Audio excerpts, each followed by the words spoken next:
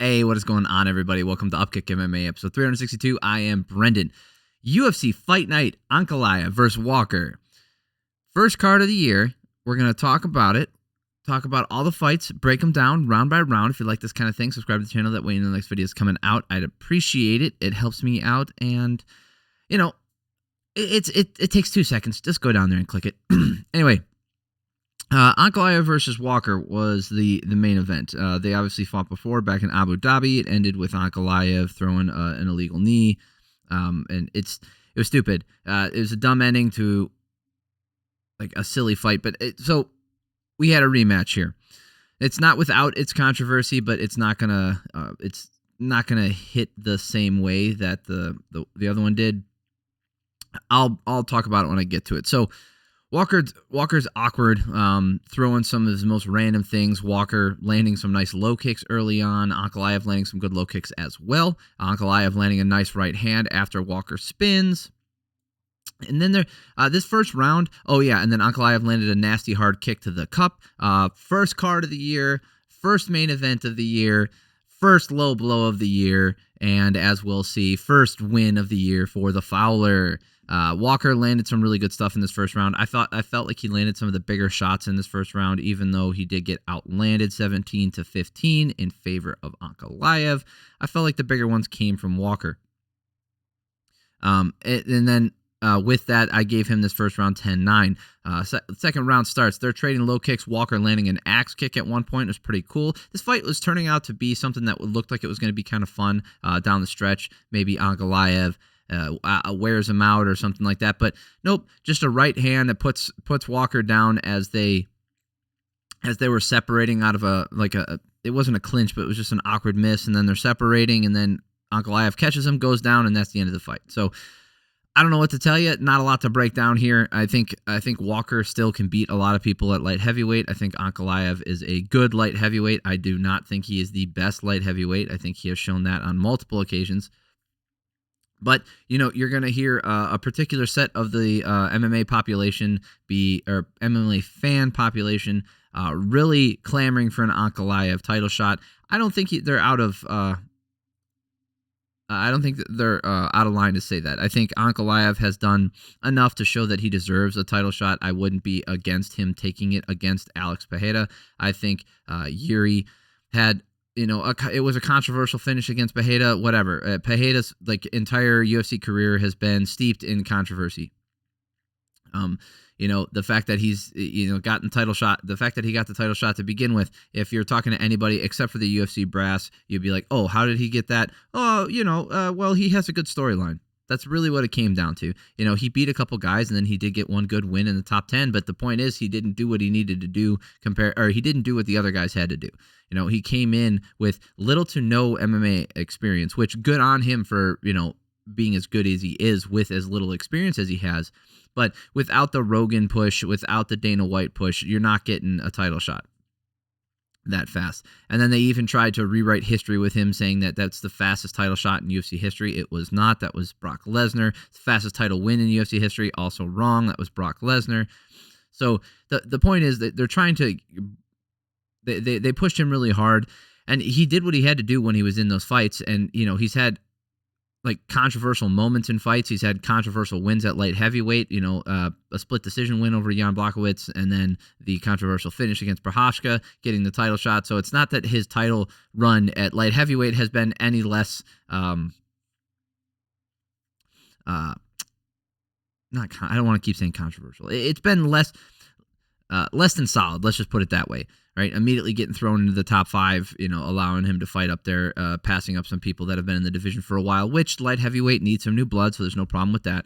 So having Ankalaev not get a title shot, I think would, not criminal, but I think that's ridiculous to say that he doesn't deserve one.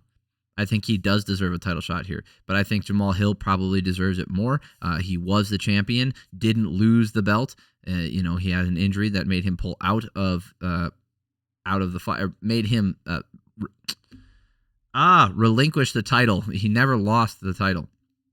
So I think he deserves, obviously, a chance to fight for the belt. So depending on when he heals, I definitely do not think Israel Adesanya should come up to light heavyweight and fight for a title there. As much as Alex Pereira wants to win again in MMA against him, like that is the biggest bunch of bullshit. I hope to God that doesn't happen. That is horrible. Good win for Ankalaev. I thought he looked good. I thought it was going to be, like I said, a close fight that eventually he'd wear on Walker throughout the fight, possibly catch him. But he caught him early, so he didn't even need to do all that stuff.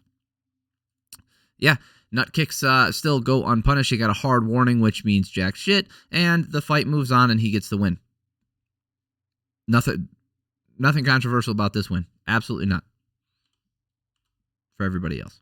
Obviously, we know that fouling does affect fights, and according to all the data, it wins fights. Jim Miller versus Gabriel Benitez. Way to go, A10. By the way, if you're looking for a specific fight breakdown, timestamps are down below. So Jim Miller setting the record again. He keeps breaking his own record. Most UFC fights, most UFC wins.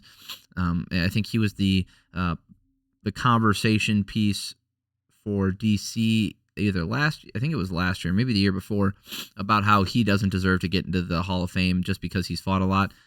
I don't think that's worth talking about. Nobody talks about it anymore. I'm sure it'll come up when Jim Miller eventually retires, and then they'll get that soundbite from DC, or they might interview him again and ask him to explain himself yet again. I just don't think it's worth talking about now. I'm hoping that this happens after UFC 300. Benitez landed a nice left straight and some good low kicks. Miller fires back at him with some swinging low kicks and left hand. Miller's right in his face, going to the body, then come back up top. Benitez landed another low kick right away.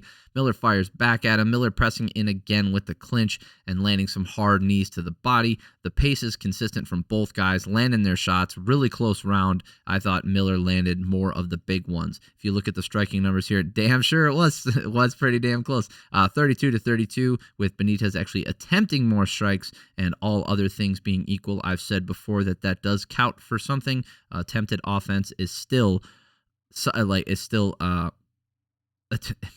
attempted offense is still trying to finish the fight.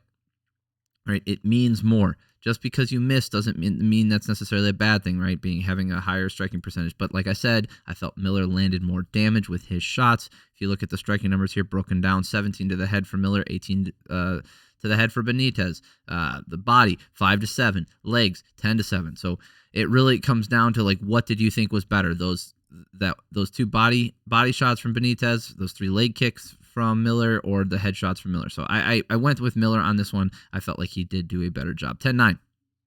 Second round, Benitez keeping the pressure on, landing the low 1-2. So Miller fires the leg kick back. Hard left hand from Miller, and Benitez fires back, and then Miller landing a couple in the clinch. They're both landing hard.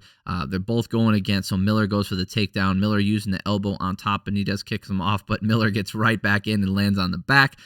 Solid round from Miller. Again, close-ish round. Benitez landing a decent amount of strikes, 22, but Miller outlanding him here, 28. This was easily Miller's round, especially if you count the control time, 2 minutes and 52 seconds. Last round here, so I had 28-18. Both guys still landing. It's a pretty gritty fight. Leg kicks from Miller are landing hard, and Benitez firing, but he's still landing that left hand, putting that jab out there. Benitez was actually doing a better job in the stand-up in this last round, but Miller gets a double leg, works his way to the back, and gets a neck crank with the rear naked choke style neck crank.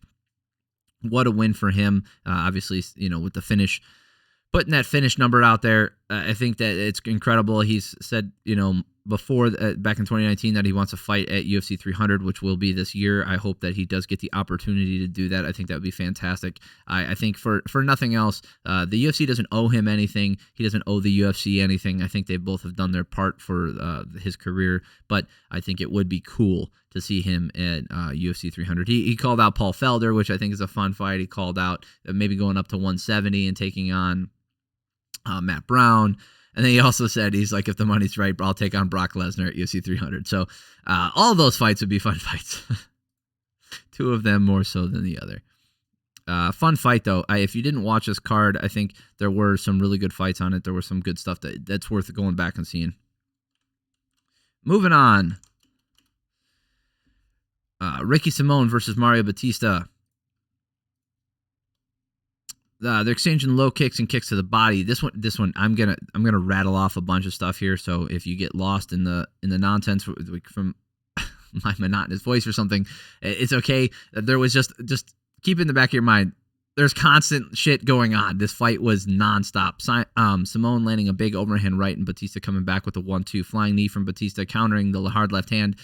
Simone getting the takedown, not doing much with it, and Bautista throwing hard when he gets up. Bautista landing the knee to counter the takedown. Simone just wasn't able to work past that range, but he did land some hard shots. Bautista landing some hard combos, pushing back, and Simone backs up, and then Simone lands a hard hook, and Bautista goes down just momentarily. It was partially off balance, but he did land a hard left hand, I believe. This hard round to call. I think Bautista landed enough damage. He outstruck him 18-9. Yes, Simone dropped him there at the end. If you gave it to him, I wouldn't be mad at you, but I leaned towards Bautista. 10-9. Bautista throwing some hard-ass kicks in the second round. Bautista landing the nice left hand inside to stagger Simone for a second. Simone just isn't throwing enough out there. He needs to land a big one to get this round back. He just didn't do it. Simone lands a hard... but then Simone lands a hard right hand stopping Bautista. So Bautista lands a hard left kick to the body that hurts Simone but doesn't show it, and they don't mention it, but it did hurt him to the body. Bautista lands a clean 1-2, and Simone fires back, and then right back from Bautista. Bautista landing the head kick, and this round, Simone just did not find the mark enough. Looking at the striking numbers here, 38-21 in favor of Bautista. They both threw more in this round. They both landed more in this round, but Bautista just found the mark more often. Last round, so I had 20-18 for Bautista. Last round, Simone landing the jab and going hard to the body with the hook. Simone lifts and carries him to his corner, but just couldn't do anything with it. I don't think it was wasted energy. I just think Bautista just had his number in all positions. He's throwing so much out there, finding the mark a lot, and Simone moving the head as well and firing back. Simone starting to face... Oh, I wrote that down wrong. He was starting to fade compared to Bautista, but he won't. He just won't quit. Went for the takedown. Bautista won't stop either. And then just this pace was insane. 57-15 for Bautista. He just kept increasing his output every single round. Didn't quite double it every round, but definitely increased it every single round. And then on top of that, landed more every single round as well. And they were hard shots. This was not meaningless stuff. This was not pity-patter jabs. This was like hard fight-ending shots for Bautista, and he landed them. Great win for him. Before this, Ricky Simone was ranked in the top 15. He might be bounced because of this, having two losses in a row. And Bautista definitely should be in the top 15. So if he doesn't get his spot at 13, maybe they move the rankings up here. We can look at them real quick. Ricky Simone was 13, Umar Nurmagomedov, and then Chris Gutierrez. So like Umar, they're probably not going to bump him down to 15. But Simone, they'll just bounce him out, and Chris might keep his rank. Chris will probably keep his ranking as well, so they might throw him in at 14 or possibly 15.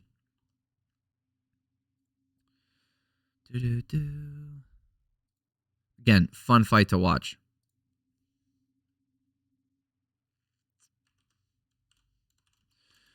All right, Phil Hawes taking on Brunno Ferreira.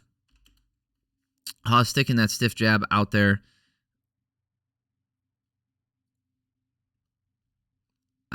And Ferreira swinging big with the kicks in the right hands. Ferreira looking for the takedown, but takes a left hand for his troubles. Ferreira landed a hard right straight and a counter to the low kick. Beautiful counter.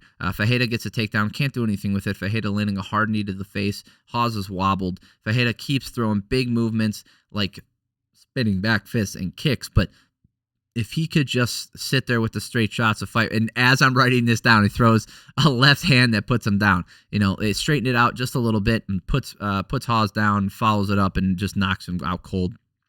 Fantastic finish for Ferreira. Ferreira. Qu'est-ce que c'est? All right. Let's talk about a legend in the sport and some ding-a-ling. All right. Andrei Arlovski versus Waldo Cortes-Acosta. I've made it no secret. I do not like this guy. I don't know how he is outside the octagon. Okay. I want to put this disclaimer out there.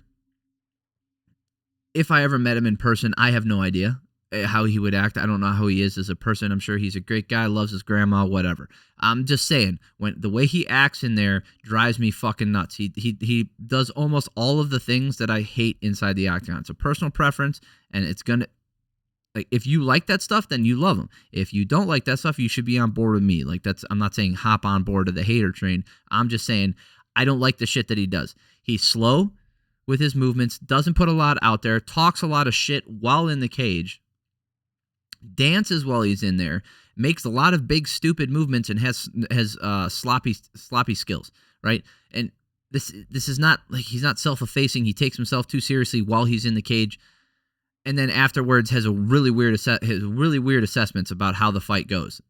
I don't care for any of those things, and he hits every one of those buttons. I can't stand that shit. Acosta with the hard body kick. Nobody really landing anything for the first 3 minutes. Acosta just throwing giant overhand rights and huge hooks. I think Acosta landed a left hand in there, but it's really hard to tell with the way he's throwing and like the way Arlovski shells up.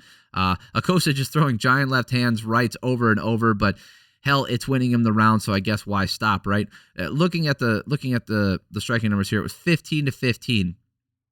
I think you could have given this round to Arlovski. I did not. I don't think he landed enough big shots. It was really close. If he had avoided some of those big barrages of Acosta, I think it would have been a lot more apparent that all that shit missed, and Arlovski could have easily taken this round, but he just didn't.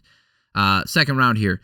Acosta's dancing in there. Arlovski landed some good jabs and a decent low kick. Acosta spits his mouth guard out and then looks at Arlovski and like shakes his head at. This is another thing. So disrespectful.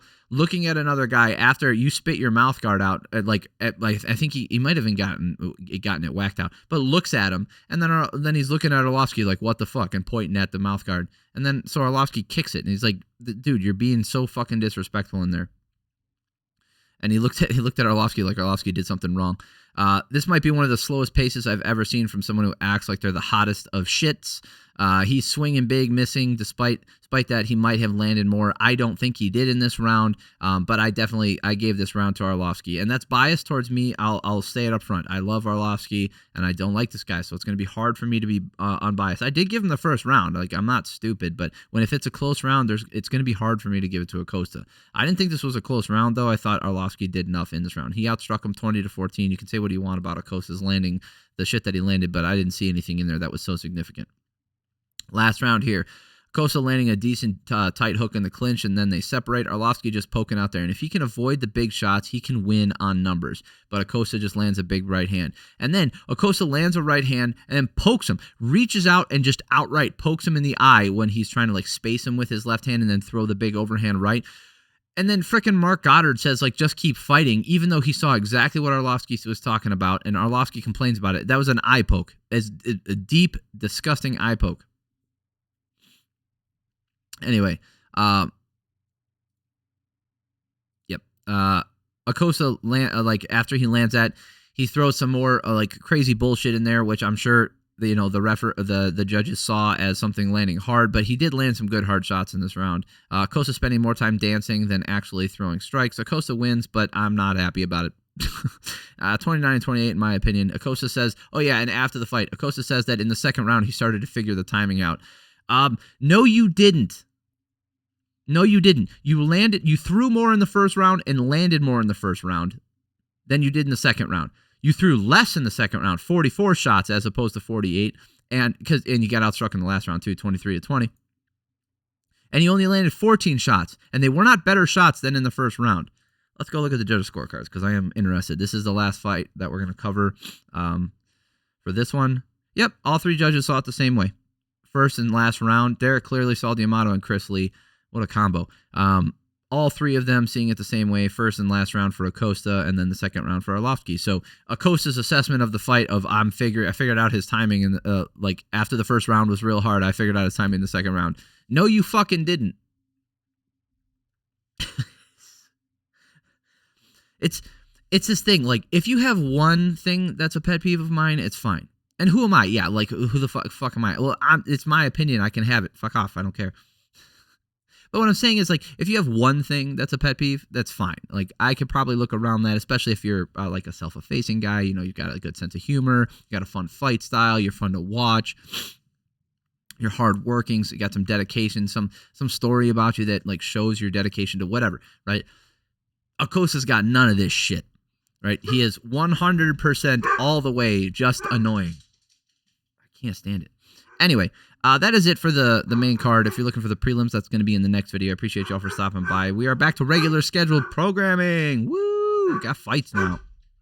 I really do appreciate you guys for stopping by. Hopefully, I'll continue to grow the channel this year. I'm looking for a little bit more engagement, so definitely if you guys saw something in the fights that I didn't see or you want to talk about the fights, comment down below, let me know. We'll go back and forth a little bit. Appreciate y'all. Have an amazing week.